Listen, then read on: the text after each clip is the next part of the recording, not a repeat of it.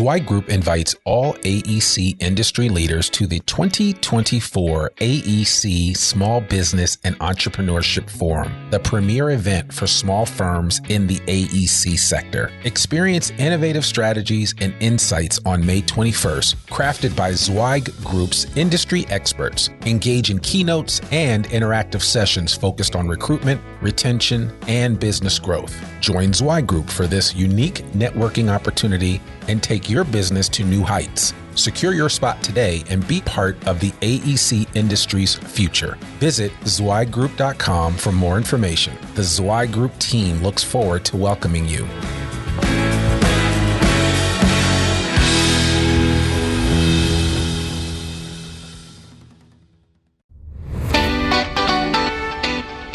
Welcome to the Zweig Letter Podcast, putting architectural, engineering, planning, and environmental consulting advice and guidance in your ear. Zweig Group's team of experts have spent more than 3 decades elevating the industry by helping AEP and environmental consulting firms thrive. And these podcasts deliver invaluable management, industry, client, marketing, and HR advice directly to you, free of charge. The Zweig Letter Podcasts, elevating the design industry one episode at a time.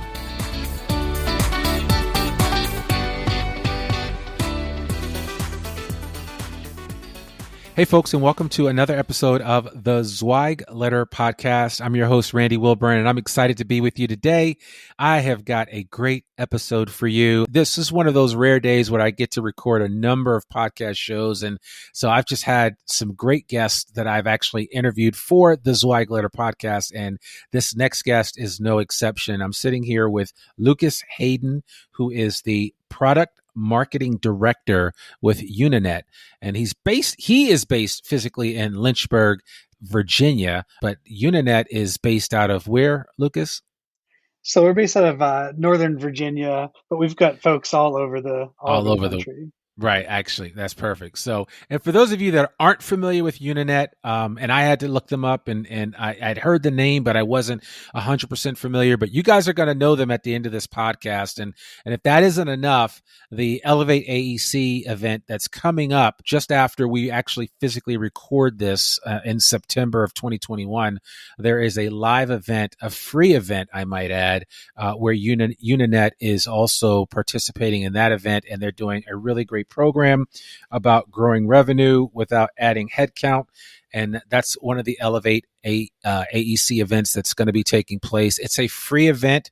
And even if you listen to this podcast after the event, you'll be able to go back online and watch it and see Lucas and hear from him and the rest of his team. But again, to bring you up to speed, UNANET is a leading provider of ERP and CRM solutions, purpose-built for government contractors. That's why they're in Virginia, of course. AEC, and professional services.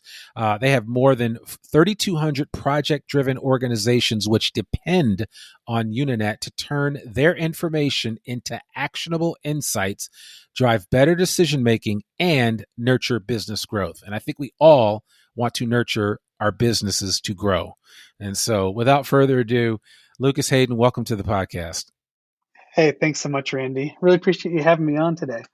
Absolutely. Absolutely. So, I told you this, I already set you up. You got to give us your superhero origin story and don't worry about anything. Nobody can see you. This is just you and I having a conversation, and the audio will capture all of it, but just give us your quick superhero origin story before we jump into UNANET and your company. Sure. Yeah. Superhero origin story. I like that.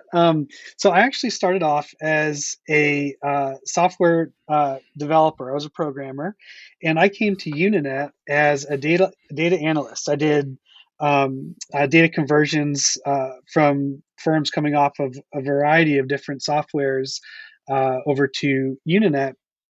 And from there, I actually ended up kind of growing into more, doing more educational training, building out demo databases, kind of building out some of that story there.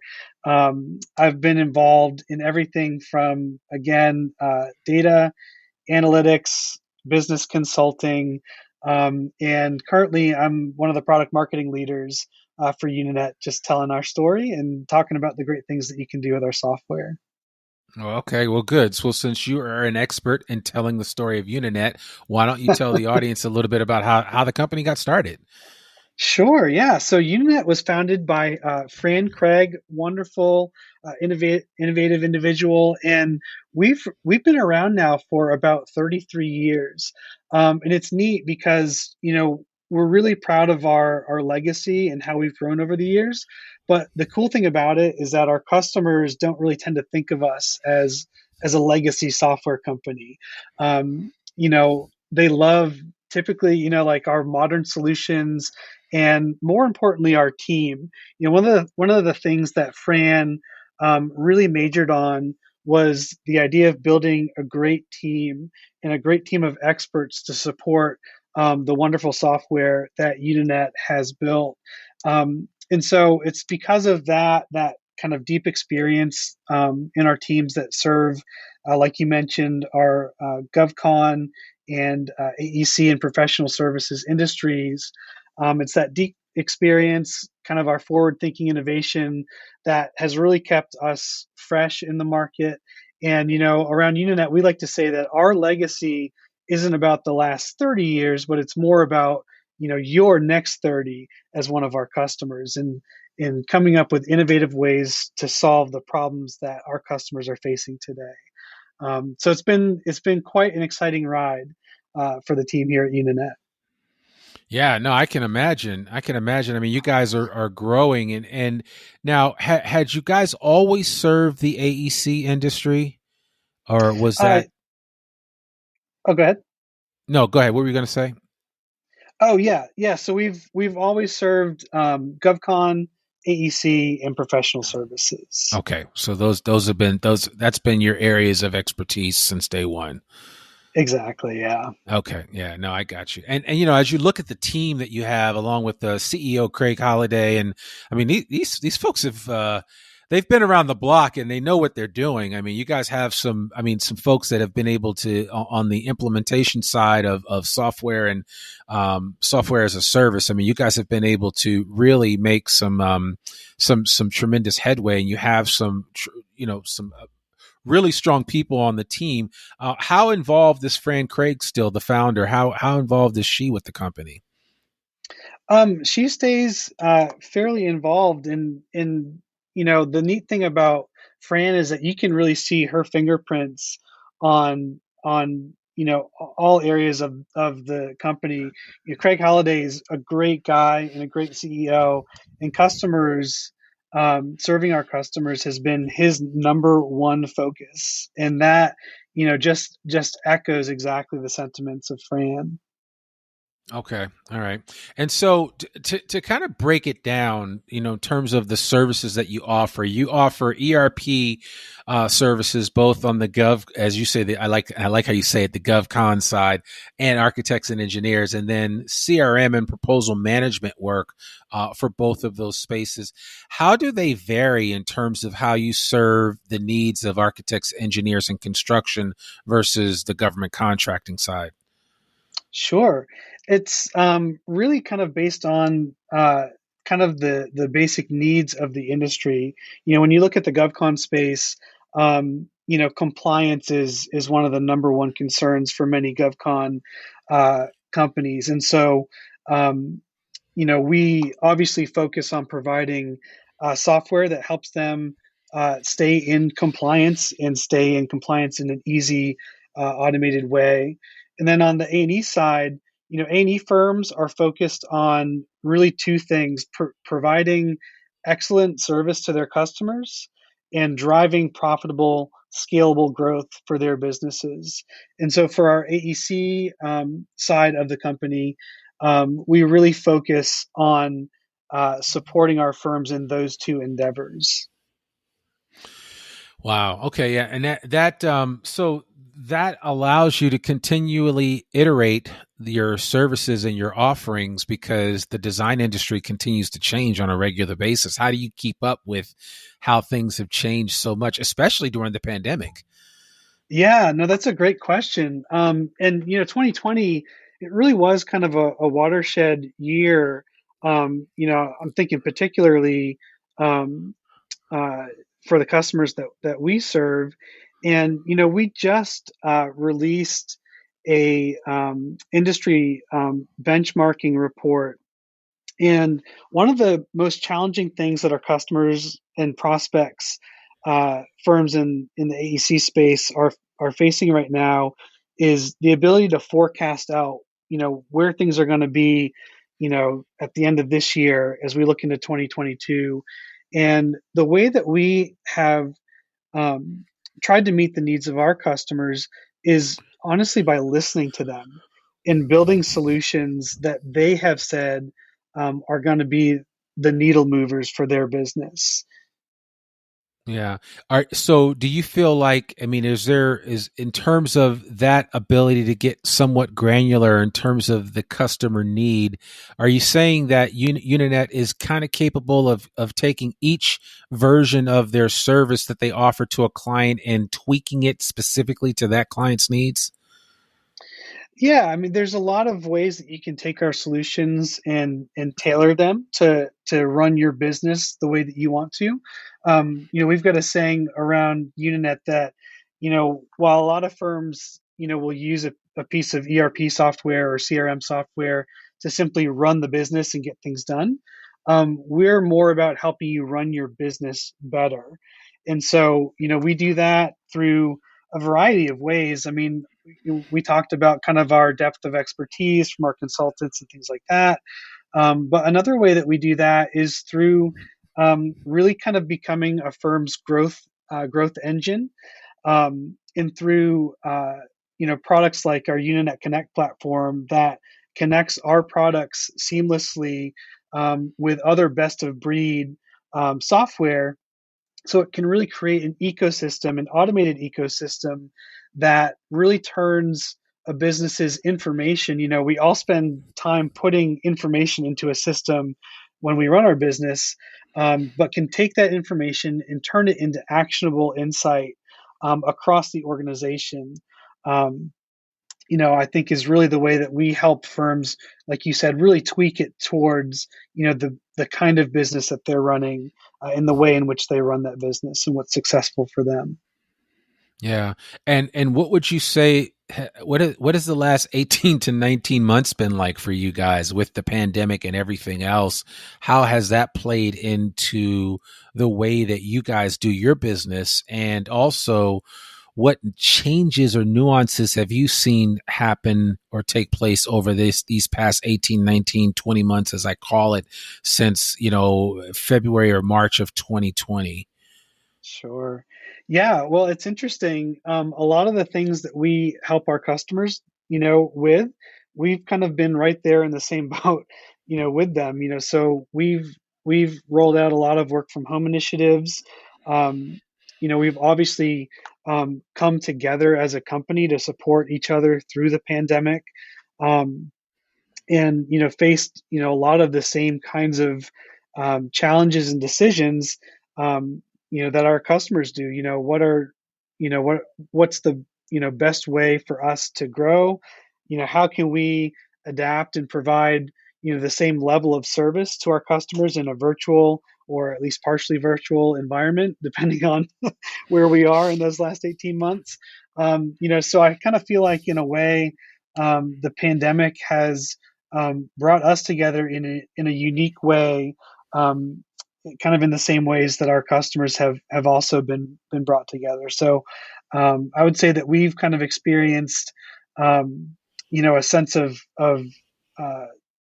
uh, sense of unity, a sense of togetherness, and kind of moving forward together to both succeed in the midst of the pandemic and set up scalable solutions to last long term as well.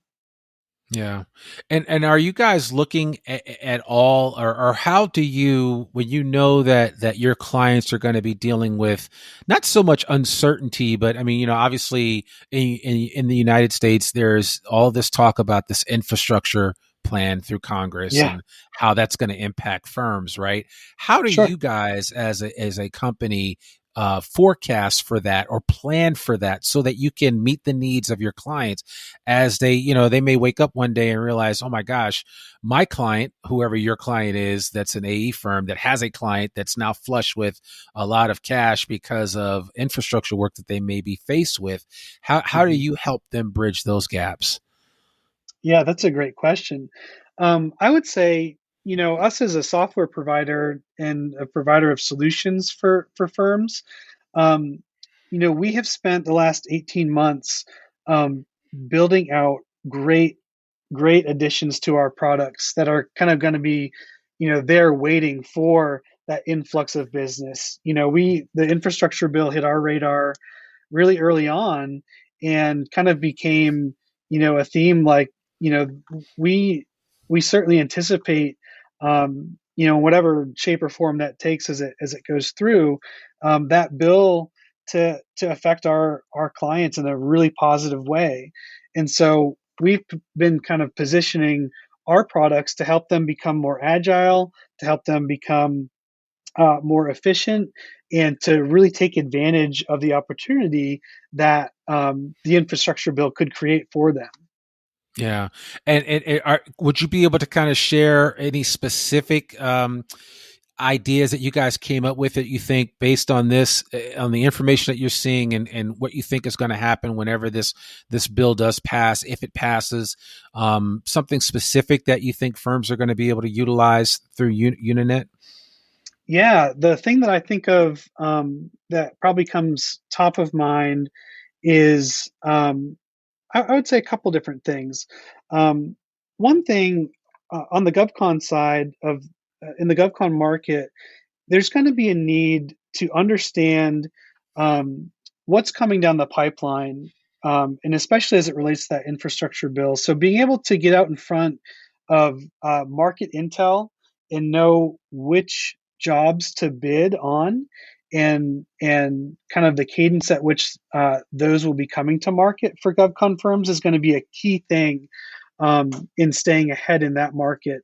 And so we've actually just released um, uh, a CRM for GovCon solution that includes market intel. It includes CRM, being able to really nurture those customer relationships and grow your pipeline in a way that's smart and in a way that fits your business model. And then, of course, our GovCon ERP for taking the profits that are secured in that bid stage and being able to execute those projects in a way that secures that profit kind of instilled up front. And in a way, it's a very similar story for AEC as well. With a great CRM fully integrated into our ERP, firms are going to be able to grow and nurture their pipeline in a way that will allow them to apply past project performance to their current bids and their current opportunities. Because for AEC in particular, when you look at the infrastructure bill, when you talk about roads and railways and things like that, new construction, that sits, in the sweet spot for AEC. And so we want firms to be empowered to go after that business with the right information that they can come in with the right bids in the right amount of time that they can win those, be awarded those contracts, and then, like I just said a moment ago, really kind of change the game from project management to profit management, so they can really kind of use us as a growth engine to take advantage of again all the opportunity that the infrastructure bill could afford any AEC firms. Yeah, and I'm just wondering here as I was looking, kind of perusing through some of the parts of your website, especially where you talk about UNANET for architects and engineers. The whole idea is centered around this way of how do we make AE firms more profitable. I think one of the things that is for software companies particularly, and maybe this is the case for yours, is how do you address the growth of mobile computing, and how will UNANET factor that into things as we continue to advance? Because nowadays, and I'm looking at you and I'm showing you my phone, but we carry these supercomputers in our pockets now. How Yeah. are you guys leveraging this technology to do what you're talking about in terms of making a firm more profitable, making the leadership, the project managers able to make decisions at a moment's notice because they have access to volumes of information that is right in their pocket? Where are you guys with that? Do you feel like you have been able to fully embrace the mobile computing arena? Yeah, absolutely. You actually put it really well, in kind of how you phrased your question there. But yeah, we are building solutions that are meeting the user right where they're at. So, for instance, um, for kind of the the bulk of say an A&E firm staff, they're putting their timesheet. We want to put it. We want our solutions to enable them to put in their timesheets exactly where they are. So whether that be on a mobile device, on their laptop, or sitting at their desk, we've got an access point that'll allow them to do that. If you're a project manager, project managers and kind of the art of project management is becoming much more flexible, much more agile. Needs to be much more relational than it was, say, 5 years ago. And so we're building solutions with access points that essentially support that. If you've got access to a web browser, on your laptop, you can manage your projects. You can see your project statuses in real time, as that time and that expense gets entered. And then if you're talking about kind of an executive level, someone who's a principal of a firm or one of the principals in charge, like you said, like they need to be able to pull out their mobile phone, pull up their analytics, which we support on the mobile device, and see how projects are performing, how their project managers are performing, what's the trajectory of the growth of the firm, and are we on track to meet those needs? It's interesting. Speaking of technology, we in the report that we just released, of companies that expect higher profits, 11% or greater, 53% of firms that use data regularly, kind of like you mentioned, like in terms of mobility to make better decisions, we saw that 53% of firms expect 11% profit or greater, whereas firms that only use data sometimes or rarely, only 19% of those firms expected that same level of profitability. And so, you bring up a great point. The ability to leverage technology in a way that's modern and forward thinking, and again, kind of meeting the different users, right where their fingertips are, is very important just to the growth and sustainability and profitability for the firms that we serve. Yeah.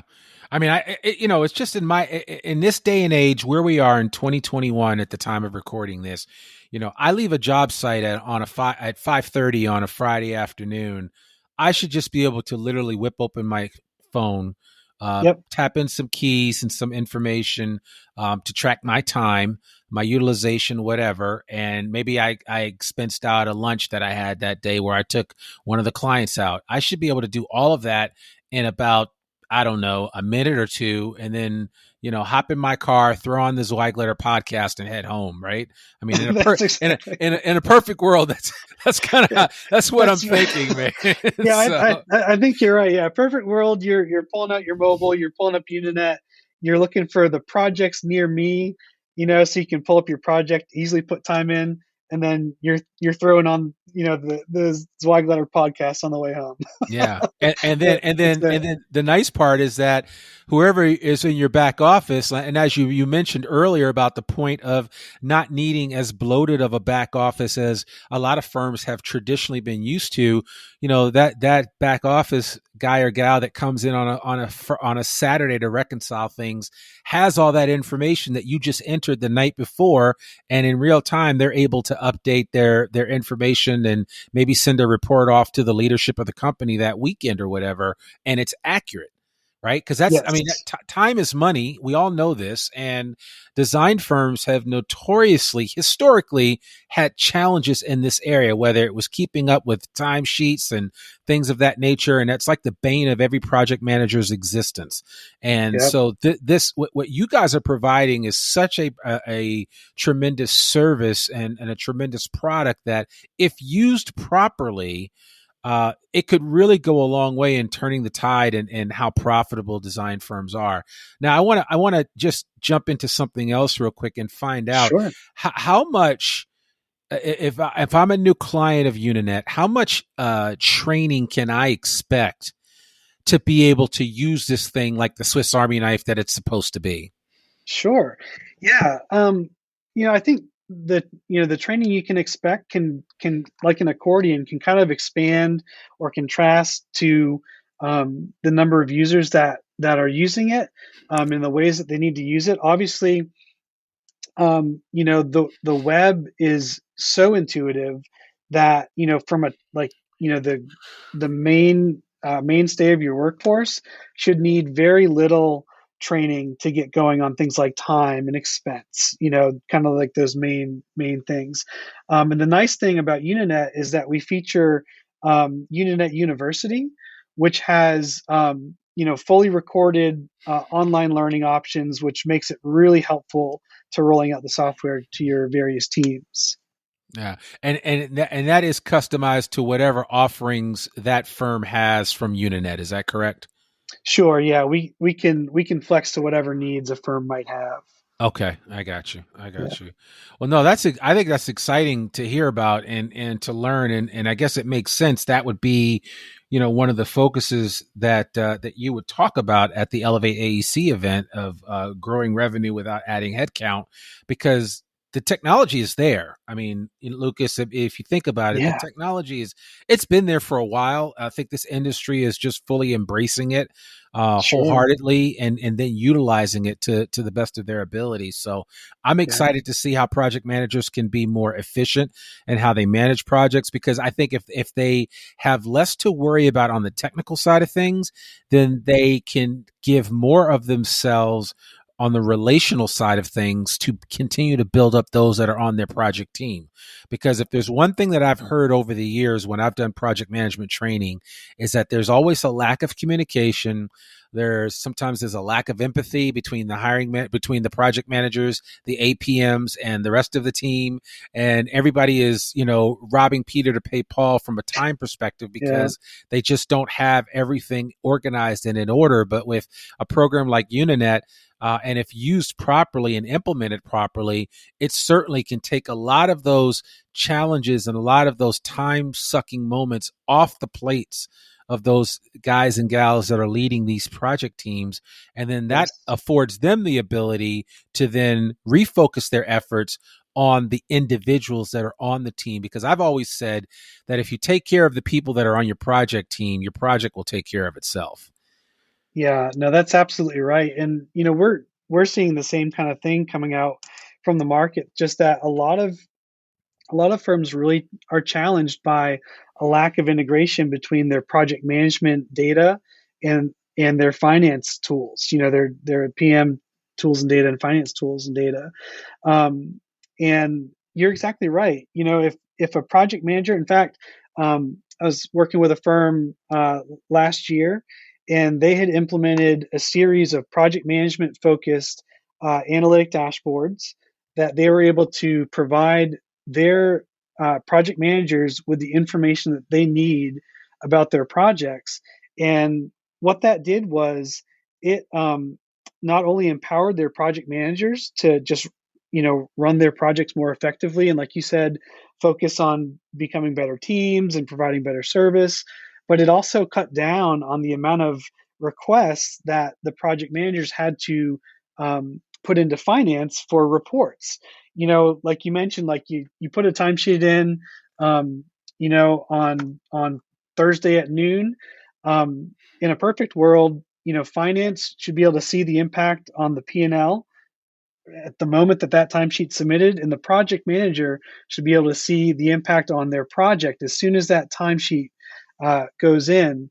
And it's just really neat. Like when firms, this particular firm, took the time to kind of do a cross-functional approach. What does finance need from these dashboards? What does project management need from it?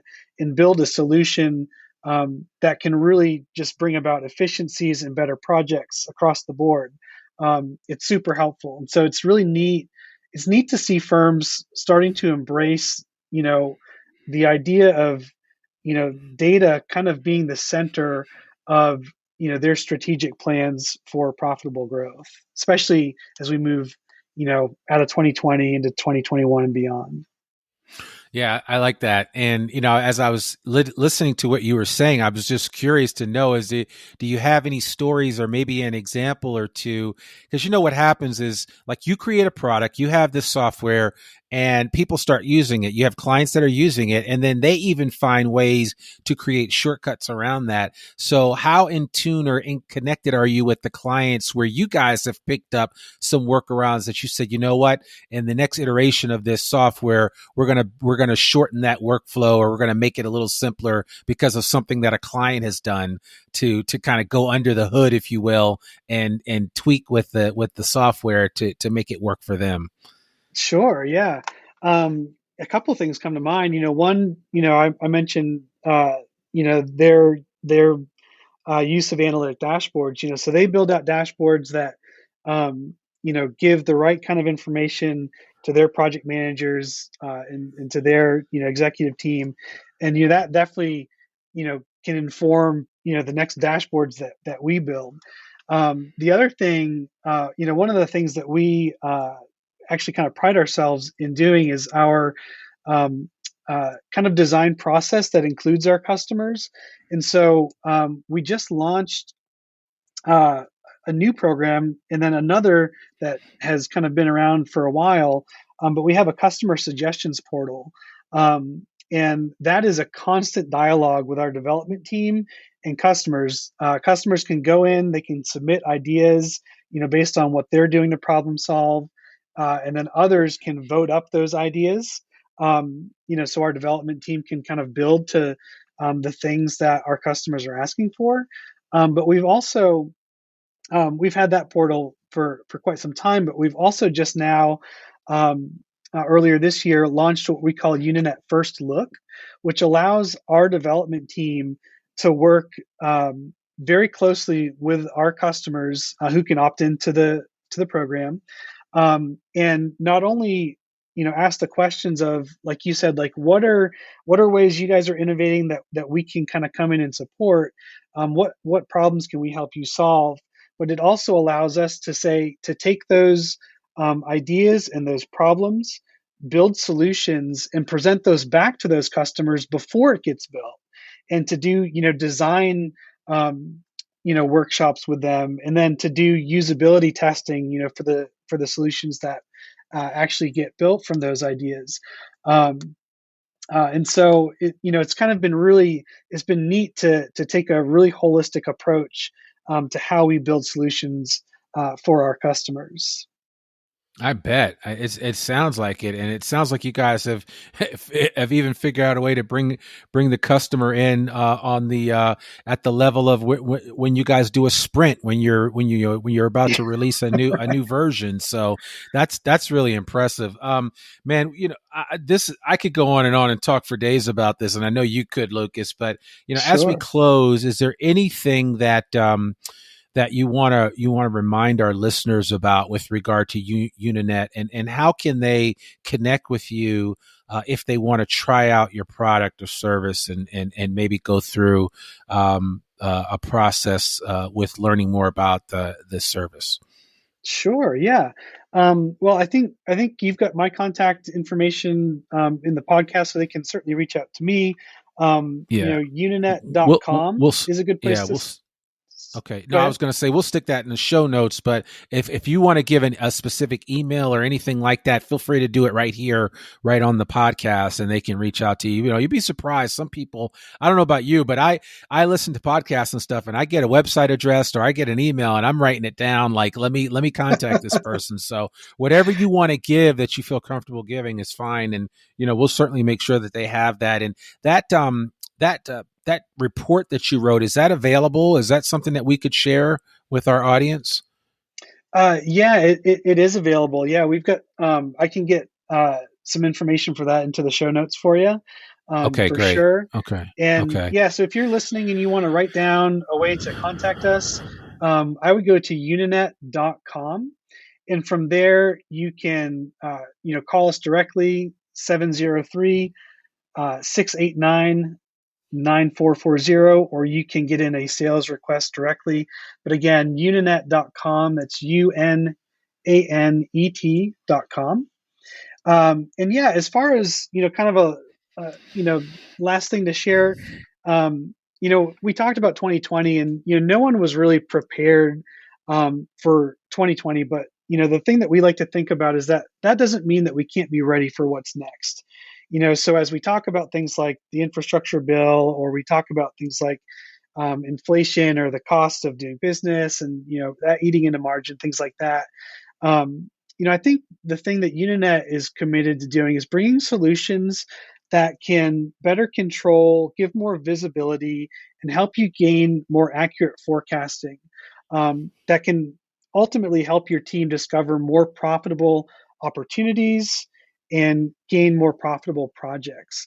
And from our perspective, we're here for you, every step of the way. And, to me, to think about UNANET is to really think about an investment in the right technology, the best team, and in long-term growth. So I guess that's kind of how I would leave it. We're UNANET, we're 30 years of partnership and counting, and we'd love to engage with you more. Man, that's it. I couldn't have said it better, Lucas. Thank you so much for taking time out of your busy schedule to connect with us for this podcast.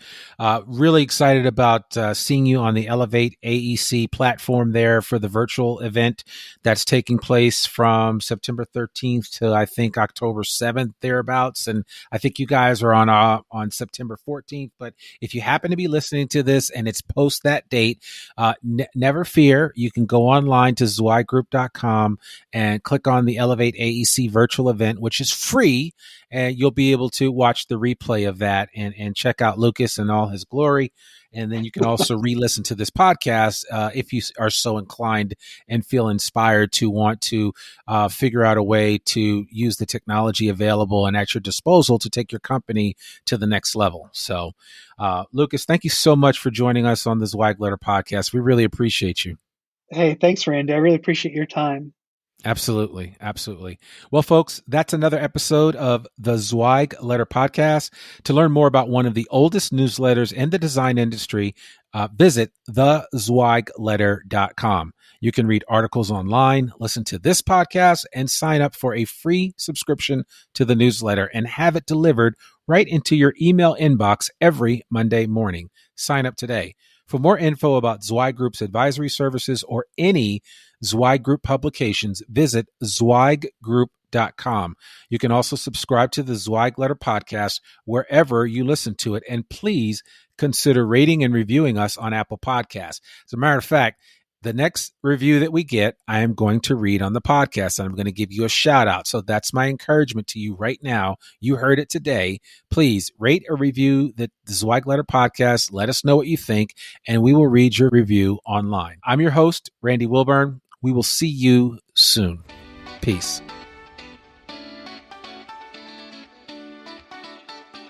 Thanks for tuning in to the Zweig Letter Podcast.